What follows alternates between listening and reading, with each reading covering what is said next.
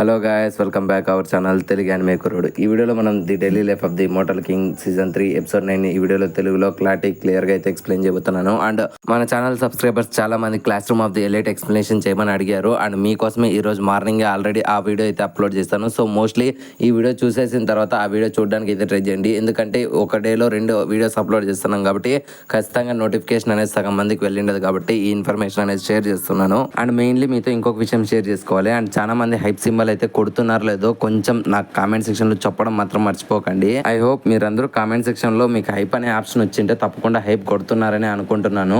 ఇంకా ఎవరైనా hype symbol మీద ట్యాప్ చేయకుంటే కామెంట్ సెక్షన్ లో పక్కన స్క్రోల్ చేస్తే హైప్ అనే ఆప్షన్ అనేది కనపడుతుంది. సో దాని మీద ట్యాప్ చేసి హైప్ అనే దాని మీద ట్యాప్ చేస్తే మన వీడియో మరికొంతమందికి రీచ్ అవుతుంది. ఫ్రెండ్స్, తప్పకుండా హైప్ సింబల్ కొట్టని వాళ్ళు కొట్టడానికి అయితే ట్రై చేయండి. ఇంకా లేట్ అండ్ ల్యాగ్ లేకుండా వీడియో అనేది మొదలు పెట్టేసుకుందాం. ఇప్పటికే చాలా డిలే అయిపోయింది. ఈ ఎపిసోడ్ స్టార్టింగ్ లో మన గోవా ఇంకా చెంచోగడ్ మాట్లాడుతుంటారు. అప్పుడే గోవా గడ్ చెప్తామట, రాబోయే జెయింట్ శాటర్డేకి నువ్వు ఎవరిని తీసుకొని వెళ్తున్నావు, నీతో పార్ట్నర్గా ఎవరిని పిలుస్తున్నావు అంటారు. మనకి ఇండియాలో ఫిబ్రవరి 14 ఎలాగో ఆ వరల్డ్లో జెయింట్ శాటర్డే అనమాట.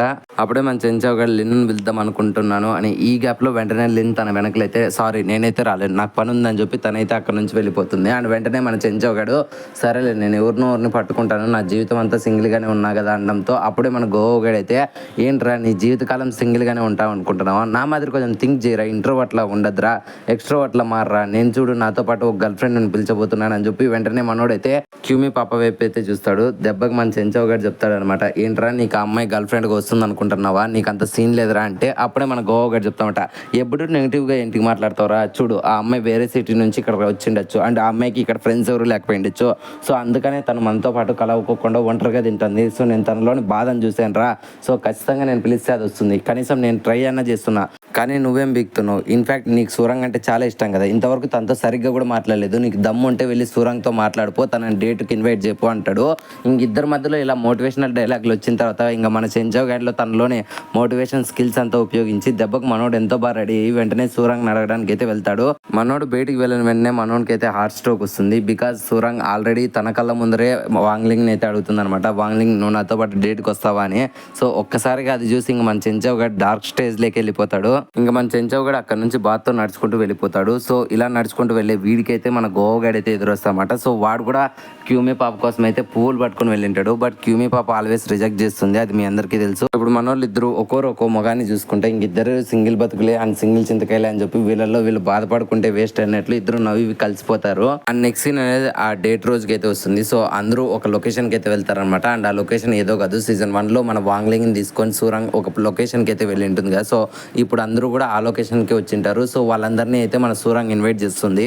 అప్పుడే మన సూరంగ్ స్పీచ్ ఇస్తుంది అనమాట, ఈ ప్లేస్ మా తాతగారు మా బామ్మగారి కోసం కట్టించారు, ఇన్ఫాక్ట్ ఇప్పుడు ఇది నా పేరు మీదే ఉంది, సో నేను మీ అందరిని ఇన్వైట్ చేస్తున్నాను, ప్రతి సంవత్సరం కపుల్స్గా మీరు లోపలికి అయితే ఎంట్రీ ఇవ్వాలి, అండ్ ఈ సంవత్సరం కూడా యాజ్ యూజువల్ కపుల్స్ మాత్రమే లోపలికి రండి, అండ్ బాయ్స్ అండ్ గర్ల్స్ సపరేట్గా ఉంటే ఏం పర్లేదు, మీరు ఫ్రెండ్స్ అయినా పర్లేదు లోపలికి రావచ్చు, బట్ సింగిల్గా అయితే లోపలికి అలవలేదు, అది మాత్రం గుర్తుపెట్టుకోండి అని చెప్పి మన సూరంగ్ అయితే అక్కడ నుంచి వెళ్ళిపోతుంది. దీనికి ప్యారలల్గా ఆ టైంకి మన గోవగడ్ దగ్గరికి అయితే మన వాంగ్లింగ్ అయితే వస్తాడు. సో మన వాంగ్లింగ్ డ్రెస్ చూసి మన గోవగడ్ మెచ్చుకుంటాడు అనమాట, ఇన్ఫాక్ట్ నువ్వు డైలీ వేసే ఆ స్కూల్ డ్రెస్ కంటే ఇప్పుడు ఎంతో అందంగా ఉన్నావు, ఈ బట్టలు నీకు చాలా బాగా నచ్చాయి అంటాడు. అండ్ ఈ గ్యాప్లోనే మన సూరంగ్ కింద ఉండే అసిస్టెంట్ గైడ్ అయితే వెంటనే మన వాంగ్లింగ్ అయితే పిలుస్తారనమాట. అప్పుడు మన వాంగ్లింగ్ యాజ్ యూజువల్ విఐపీ లాగా లోపలికి అయితే వెళ్ళిపోతాడు. సో లోపలికి వెళ్ళిన మన వాంగ్లింగ్ చూసి సూరంగ్ ఎంతో సంతోషపడుతుంది. అండ్ సూరంగ్ అయితే మన వాంగ్లింగ్తో మాట్లాడుతుంది, వాంగ్లింగ్ నీకు ఈ ప్లేస్ అనేది గుర్తుందా, మనం ఆల్రెడీ ఒకసారి ఇక్కడికి వచ్చాము, నీకు గుర్తుంది అనడంతో అప్పుడే మన వాంగ్లింగ్ గుర్తు చేసుకుంటాడు అనమాట, అవును సీజన్ 1లో వచ్చాం కదా, మళ్ళీ ఇప్పుడు సీజన్ 3లో వచ్చేసాం, లిటరలీ ఇన్నాళ్ళు అయిందని నేనైతే అనుకోలేదు, ఇన్ఫాక్ట్ లాస్ట్ టైం వచ్చినప్పుడు ఎంతో సంతోషంగా ఎంజాయ్ చేశాము, నాకు ఇప్పటికీ గుర్తుంది అనడంతో ఒక్కసారిగా మన సూరంగ్ తన మనసులో అయితే ఎంతో సంతోషపడుతుంది. ఇన్ఫాక్ట్ వాంగ్లింగ్ తనకి రోజుకి అట్రాక్ట్ అయిపోతున్నాడు, ఇంకా వాంగ్లింగే నాకు ప్రపోజ్ చేసేటట్లున్నాడు అని చెప్పి తనైతే తన మనసులో అనుకుంటూ ఎంతో సంతోషపడుతూ ఉంటుంది. అండ్ వీళ్ళిద్దరూ ఇలా మాట్లాడుకుంటానే మన సూరంగ్ వాళ్ళ ప్యాలెస్ లోపలికి అయితే ఎంటర్ అవుతారు. అప్పుడే మన వాంగ్లింగ్తో సూరంగ్ చెప్తామట, ఇన్ఫాక్ట్ మా తల్లిదండ్రులు ఇప్పుడు లేరు, సో ఈ బిల్డింగ్లో నేనే ఉన్నాను, నువ్వు నాకు కంపెనీ ఇస్తావా అని అడగడంతో ఒక్కసారిగా మన వాంగ్లింగ్ కూడా కొద్దిసేపు ఆలోచించి ఓకే నువ్వు నాకు చిప్స్ ప్యాకెట్ కొనిస్తానంటే నేను నీతో పాటు ఈ రోజు నైట్ అంతా ఇక్కడే ఉంటాను అనడంతో ఆ మాట విని మన సూరంగ్కి అయితే ఒక్క సెకండ్ తన మనసులో ఎంతో సంతోషం వేసి వెంటనే గ్యాలెకి అయితే ఎగురుతుంది. అండ్ వెంటనే తన మనసులో అమ్మయ్య ఈ రోజు నైట్కి వాంగ్లింగ్ నాతో సెట్ అయిపోతాడని చెప్పి తన మనసులో అనుకుంటుంది. సో వీళ్ళిద్దరూ ఇలా మాట్లాడుకుంటా ఆ లోపలికి అయితే ఎంటర్ అవుతూ ఉంటారు అనమాట. సో ఎప్పుడైతే వీళ్ళు డోర్ తెరుస్తారో ఒక్కసారిగా మన సూరంగ్ అయితే మైండ్ బ్లాక్ అవుతుంది. బికాస్ ఆల్రెడీ వీళ్ళిద్దరి కోసం అయితే మన సూరంగ్ వాళ్ళ తాతయ్య అయితే ఆ రూమ్లో అయితే వెయిట్ చేస్తూ ఉంటాడు. ఒక్కసారిగా తన తాతయ్యని చూసి మన సూరంగ్ అయితే అడుగుతుంది, తాతయ్య నీకేమైనా పిచ్చా, నువ్వు ఎందుకని ఈరోజు వచ్చావు, నువ్వు రావడానికి ఏ టైం కుదరలేదా, లిటరలీ 3 సీజన్ల తర్వాత నీకేం పీకే పని ఉందని చెప్పి ఈరోజు వచ్చావు, నా ప్లాన్స్ అన్ని డిసప్పాయింట్ చేసావు అని చెప్పి అరుస్తూ ఉంటుంది. అండ్ వాళ్ళ తాతయ్య కూడా చెప్తా ఉంటా, ఇన్ఫ్యాక్ట్ నాకు ఇప్పుడే స్క్రీన్ టైం ఇచ్చారు, సో నువ్వు మూసుకొని లోపలికి వస్తే బాగుంటుందని వీళ్ళ ముగ్గురు అయితే డిన్నర్ చేస్తూ ఉంటారు. సో అలా డిన్నర్ చేస్తున్నప్పుడు మన సూరంగ్ వాళ్ళ తాతయ్య అయితే సూరంగ్ అడుగుతూ ఉంటాడు అనమాట, ఇన్ఫ్యాక్ట్ నీ స్కూల్ లైఫ్ ఎలా ఉంది, ఓకే ఇప్పుడు నువ్వు నీ బాయ్ ఫ్రెండ్ అని కూడా తెచ్చావు, సరేలే నేను వాడిని కూడా క్వశ్చన్స్ చేస్తాను, ఇన్ఫ్యాక్ట్ ఫస్ట్ నీ చదువు గురించి చెప్పు, నువ్వు బాగానే చదువుతున్నావు అనడంతో అప్పుడే మన సూరంగ్ చెప్తున్నమాట, ఏం పర్లేదు అదే నేను బాగా చదువుతున్నాను, క్లాస్ ఎలైట్లో ఉన్నాను, ఇన్ఫ్యాక్ట్ నా వాల్యూమ్ పర్సెంటేజ్ కూడా చాలా బాగుంది, సో నేను తొందరగానే గ్రాడ్యుయేట్ అయిపోతాను, మీ పేరు నిలబెడతాను అని చెప్పి భయపడుతూనే మాట్లాడుతూ ఉంటుంది. ఇంకొకసారిగా వాళ్ళ తాతయ్య మన వాంగ్లింగ్ని అడుగుతాడనమాట.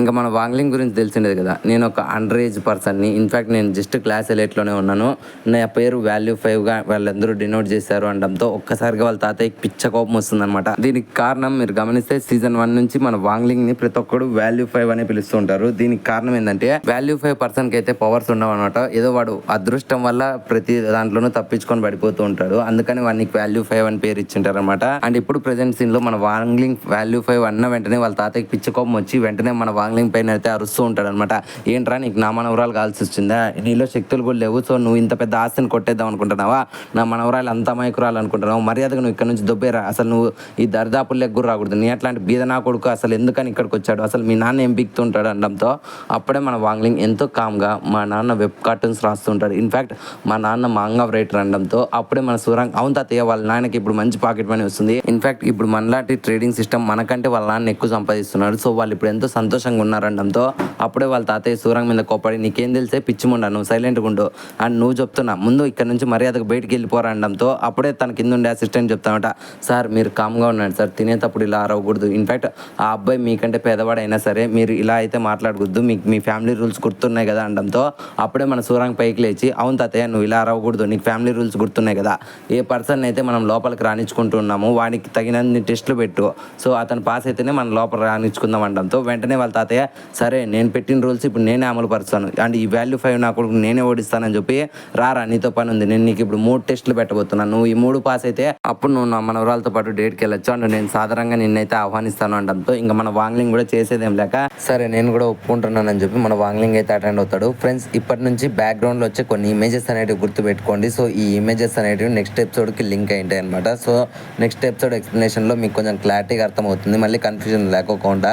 ఇప్పుడు నేను బ్యాక్గ్రౌండ్ ఇమేజెస్ గురించి మీకు క్లారిటీగా ఎక్స్ప్లెయిన్ చేశానంటే అది నెక్స్ట్ ఎపిసోడ్లో మీకు కొంచెం స్పాయిలర్గా అనిపిస్తుంది, మీకు అంత కిక్ అనేది రాదు, సో అదొకటి గుర్తుపెట్టుకోండి ఫ్రెండ్స్. అండ్ మన స్టోరీ కంటిన్యూ చేస్తే మన ముసలోడైతే మన వాంగ్లింగ్ తీసుకొని వెళ్తాడు, ఫస్ట్ టెస్ట్ చూపిస్తారన్నమాట. ఫస్ట్ టెస్ట్ ఏందో కాదు ఒక సుత్తి అనేది ఇస్తారు, సో ఆ సుత్తిని తీసుకొని ఒక ప్లేస్ లో కొడితే అది పైకి వెళ్ళి వాళ్ళలో ఉండే స్పిరిచువల్ ఎనర్జీ వాళ్ళ స్ట్రెంత్ అయితే కౌంట్ చేస్తుంది అనమాట. ఫస్ట్ ఆ ముసలోడు వెళ్ళి దాన్ని అయితే కొడతాడు, దెబ్బకి ఆ ముసలోడు స్కోర్ అనేది అన్ని 999 అని చెప్పి వెంటనే ఫస్ట్ ప్లేస్ లో ఆ ముసలోడు పేరు వస్తుంది. అప్పుడే ఆ ముసలోడు చెప్తా ఉంటా ఇన్ఫాక్ట్ నేను ఎంగేజ్ లో ఉన్నప్పుడు దీనికి మించిన స్కోర్ అనేది వస్తుంది అది, బట్ ఇప్పుడు నేను ఓల్డ్ అయిపోయా కాబట్టి నాలో పవర్ కొంచెం తగ్గింది, నీకు దమ్ము ఉంటే దీన్ని బీట్ చేయరా చూద్దాం అనడంతో జస్ట్ మన వాంగ్లింగ్ కూడా ఆ సుత్తి తీసుకుంటాడు. అప్పుడే మన సూరంగ్ వాంగ్లింగ్తో చెప్తామాట దయచేసి చిన్నగా టచ్ చేయరా, నువ్వు గట్టికి కొడితే అది పేలిపోయేటట్లు ఉంటుంది అనడంతో సరే అని చెప్పి మన వాంగ్లింగ్ కూడా ఆ సుత్తిని గట్టికి పైకి ఎత్తి జస్ట్ అలా చిన్నగా దాన్ని కిందికి దించి టచ్ చేస్తాడో లేదో ఒక్క సెకండ్ అది కదలదు అనమాట. సో అది చూసి ముసలోడు నాకు తెలుసురా వీనిలో స్పిరిచువల్ ఎనర్జీ లేదు, సో వీని మర్యాదకు బయటికి నూకండి అని ఈ గ్యాప్ లో వెంటనే ఆ బ్రిక్ అయితే పైకి లేస్తుంది అనమాట, దెబ్బకి అది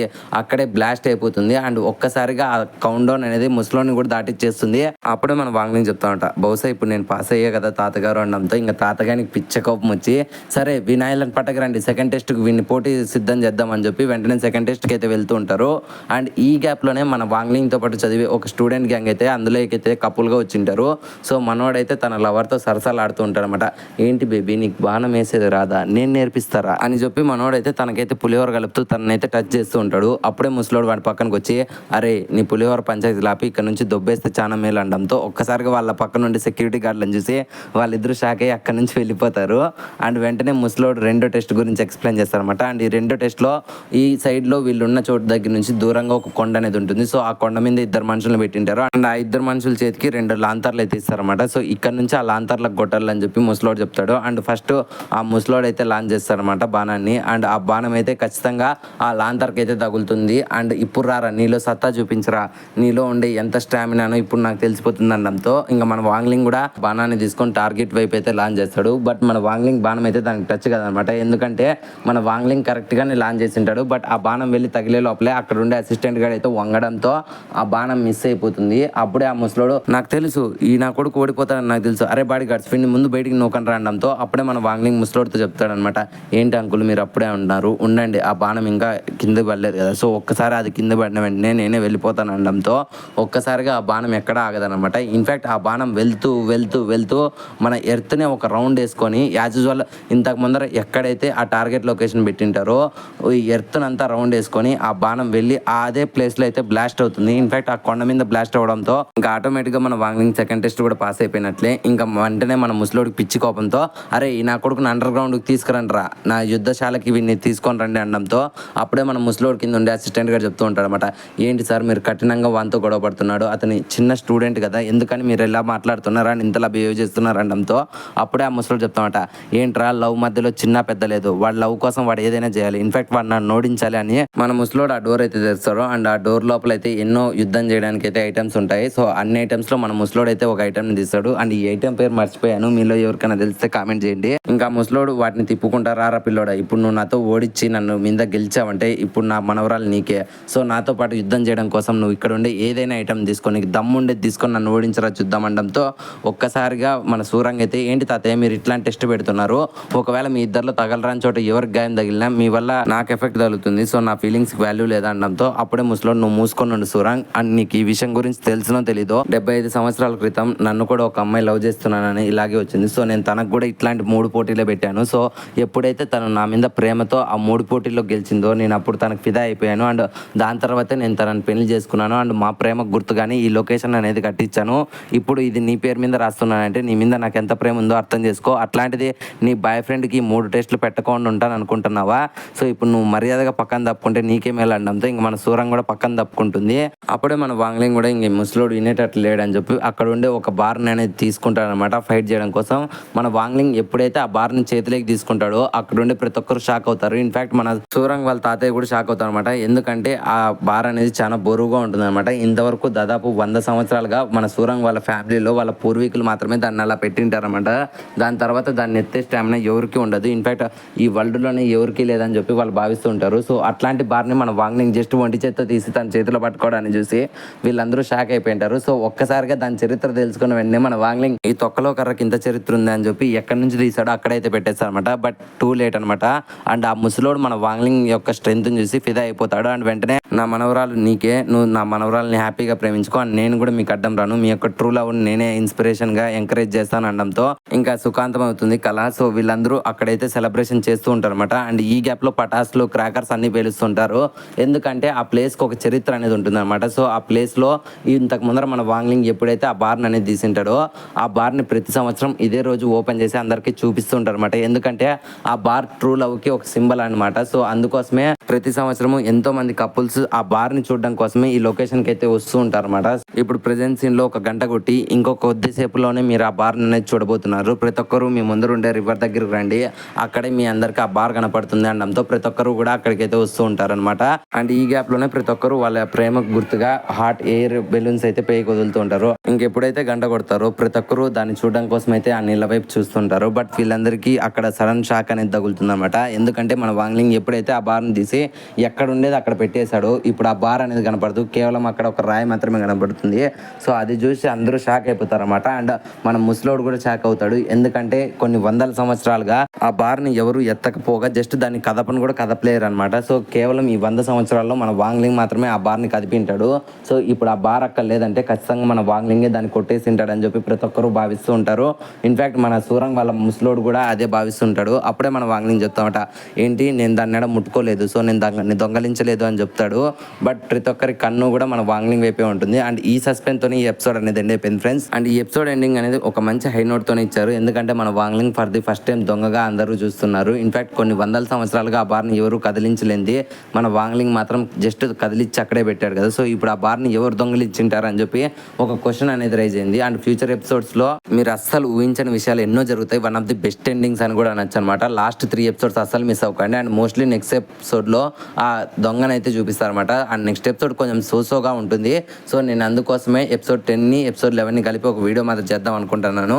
మీరేమంటారు తప్పకుండా కామెంట్ సెక్షన్లో చెప్పండి. 2 ఎపిసోడ్స్ని కలిపి ఒక ఎపిసోడ్ మాత్రం చేద్దాం అనుకున్నా. సో మీరేమంటారో తప్పకుండా కామెంట్ సెక్షన్లో చెప్పడం మాత్రం మర్చిపోకండి. నేను మీ యొక్క కామెంట్కి ఎక్కువ వాల్యూ ఇస్తాను. మీరు సింగిల్ ఎపిసోడ్ చేయమంటే సింగిల్ ఎపిసోడ్ చేస్తాను, లేదంటే 2 ఎపిసోడ్లు కలిపి ఒక ఎక్స్ప్లెనేషన్ వీడియోగా చేయమని చేస్తాను. మోస్ట్లీ 2 ఎపిసోడ్ చేస్తేనే మీకంటూ ఒక కిక్ అనేది వస్తుందన్నమాట. సో అదొకటి గుర్తుపెట్టుకోండి. అండ్ ఈ ఎపిసోడ్కి పోస్ట్ క్రెడిట్ సీన్ అంటూ ఏమీ లేదు. అండ్ ఈ సీన్తోనే ఎపిసోడ్ అనేది అంటే ఫ్రెండ్స్ ఐ హోప్ ఈ వీడియో మీకు నచ్చిందని అనుకుంటున్నాను. సో ఈ వీడియో మీకు ఎలా అనిపించింది? నచ్చితే ఒక లైక్ అనేది వేసుకోండి, అండ్ నచ్చకుండా డిస్లైక్ అనేది వేసుకోండి. అండ్ ఈ వీడియో మీకు ఎలా అనిపించిందో తప్పకుండా కామెంట్ సెక్షన్లో మాతో షేర్ చేసుకోండి. అండ్ కామెంట్ సెక్షన్లో మీరు షేర్ చేసుకోండి. ప్రతి ఒక్క కామెంటు మాకు ఒక ఫీడ్బ్యాక్ అనేది ఇస్తుందన్నమాట. సో డెఫినెట్లీ కామెంట్ చేయడం మర్చిపోకండి. అండ్ ఇప్పటి వరకు మీరు మన ఛానల్ని కంటెంట్ని చూసి మరీ సబ్స్క్రైబ్ చేసుకోకుంటే ఇంకెందుకు వెయిట్ చేస్తున్నారు? ఇప్పుడే మన ఛానల్ సబ్స్క్రైబ్ చేసుకోండి అండ్ గంట సింబల్ని యాక్టివేట్ చేసుకోండి. మళ్ళీ నెక్స్ట్ ఇంకొక యానిమే ఎక్స్ప్లెనేషన్తో మీ ముందుకు వచ్చేస్తాము. Love you, me Telugu anime కుర్రోడు.